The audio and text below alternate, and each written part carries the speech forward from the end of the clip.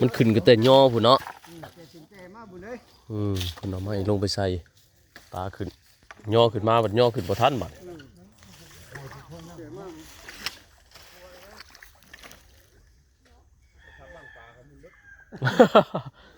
ทับบังปลาโยย่อบ่คือหลังบวอยู่แล้วอ่ะบ่ทับบักได้โดดมีแต่น้ำเฮ้ย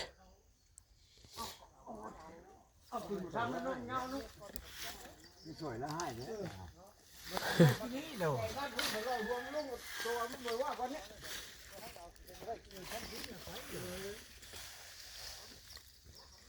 หลายพูดแล้วปลานะพูเงานั่นเฮงว่าแล้วเนาะเงาเนาะหกก็ดีโดนะ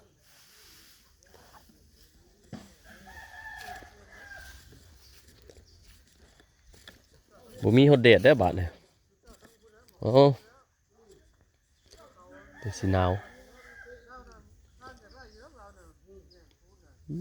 ปลาบ่อนบวก